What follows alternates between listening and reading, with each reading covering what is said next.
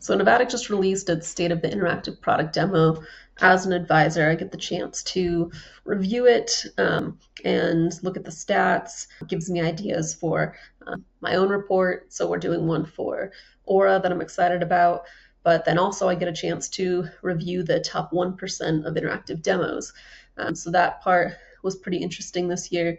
Went through it and found a couple patterns. So I wanted to highlight one of my favorites here and what I thought Ramp did well. So first off, Ramp does a lot of things well as a unicorn SaaS company. So they are a good example for a lot of marketing, but specifically their path to the interactive demo I thought was fun. So in the top right-hand corner is where they kind of have their main CTA of see a demo. So that's sort of like their number one priority. They would love for you to request a demo. But they also have kind of their first downsell option is, okay, we would love for you to sign up for a free account. So get started for free, enter your email. But then also they kind of have like this B option, I would say, for a downsell, which is to just explore the product, no gate. The way that they can do that is through an interactive demo. So if you click here,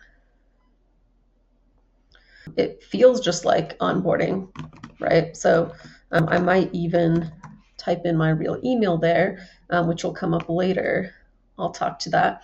But this is a chance for, they use this chance to talk about Ramp and what it does and really come at it from a benefits standpoint here.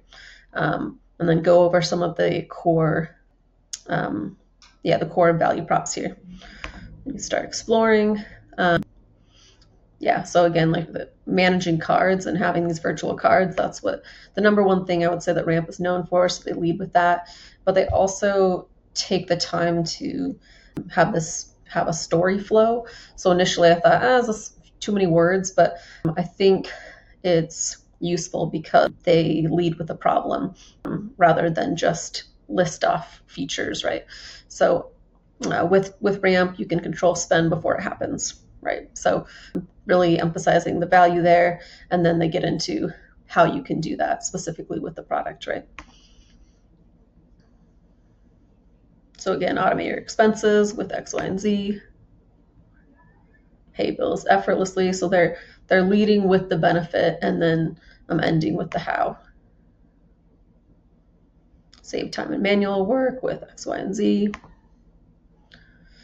So they're following the same kind of format throughout, always leading with the benefit there. And then if you notice, that last option was to just go ahead and sign up for free. And then you can see here that they actually took my fake email address here as a way to make it easier for me to sign up. So now all I have to do is create a password. Maybe I could even use my password manager to automatically assign a password. So it really eliminates my reasons for saying no here.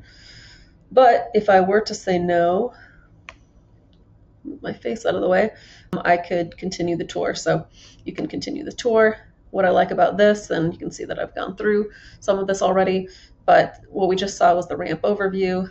And then you can get into, some of the specific modules within the product. So cards, expense management, accounting, and then once again, it ends with the CTA of get started with Ramp. So it kind of cleverly has the CTAs throughout. So you saw at the end of this one, it gave the option, two options. You can either continue with the tour or you can just, I've seen enough, I'm ready to get started. And they do that with all of these as well. And then once again, ending with get started with Ramp. As if that wasn't enough, they also have this option up here at the top. If you didn't notice, ready to apply, get started. My one kind of nitpick is this copy right here, ready to apply. That makes it sound like a chore a little bit to me, right? Like I don't want to apply for anything. I just had to renew my passport and apply for that. That was a pain. Brings back some negative memories there. But yeah, so ready to apply, I think you can just say get started or get started with Ramp here.